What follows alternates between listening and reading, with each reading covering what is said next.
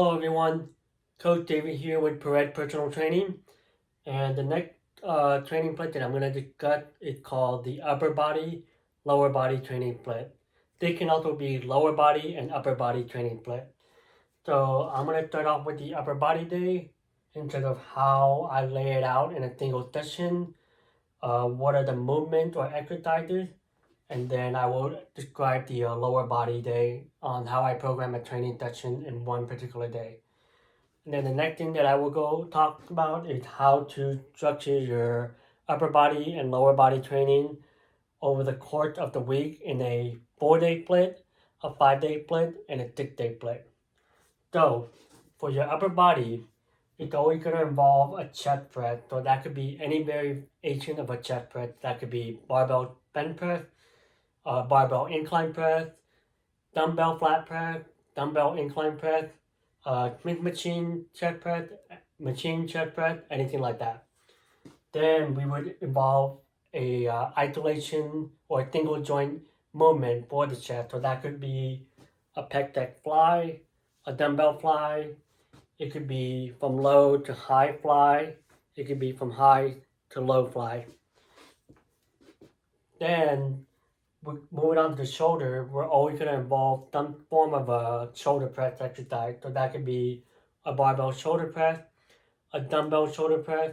That could be a single arm shoulder press. So we always want to make sure we train our shoulders in a pressing movement. Then we'll do a isolation movement involving the shoulders. So that would be a lateral raise. So that could be a single arm cable lateral raise. That could be a dumbbell lateral raise. That could even be like going from behind with the cable and then just doing this for the lateral raise. Then we would move on to our rear delt, and that would involve a rear deltoid fly, which would be a dumbbell rear deltoid fly. So it could be bent over and you're doing your rear delt fly like this, or you could take a cable from high to low and then you do a rear delt fly like this, or you could use the machine where you're going from this to that. Then moving on to the back, we always want to incorporate some form of a vertical pull down. So that could be like a lat pull down, that could be a close grip pull down, that could be a single arm cable pull down, or that could be like a pull up. Then we'll do a horizontal row, which could be like a bent over barbell row, that could be a one arm single arm row, that could be a cable seated row. You know, there are different variations of a horizontal row. Then we would do a bicep curl. So that could be a dumbbell curl, dumbbell hammer curl, barbell curl, behind the back cable curl, and then a tricep exercise. So that could be push down, an overhead extension, a tricep kickback. That could even be a single arm push down. Usually for bicep and tricep, I usually like to do 2 exercises for the bicep and tricep. Then moving on to the lower body day, we want to incorporate some form of a squat variation. So that could be a barbell squat, a hack squat, at least a compound movement. Then we would do leg press to get some extra volume of training the quadricep. Then we do leg extension, which is going to isolate the quadricep.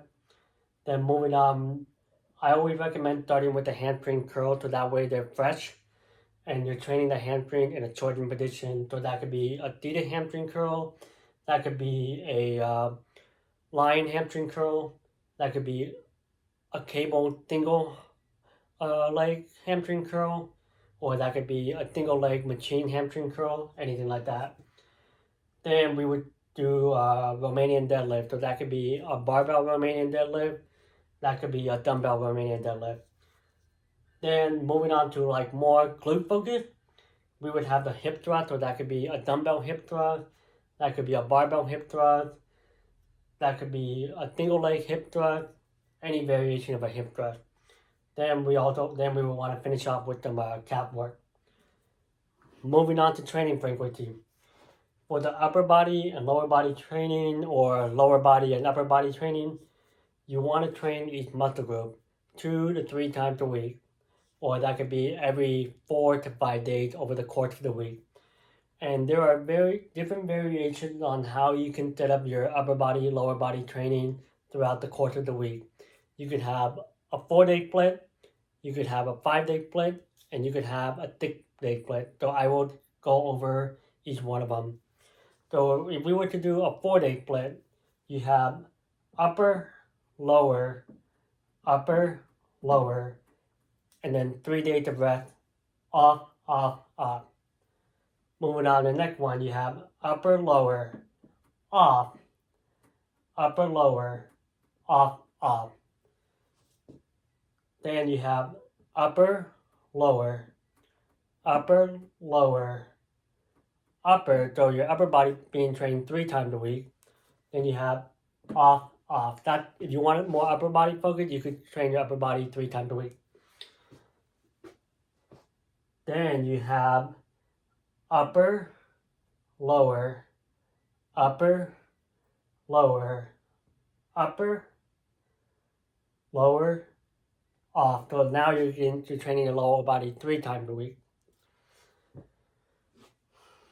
Then you could do it the other way around, where you start your week with lower body first. So you got lower, upper,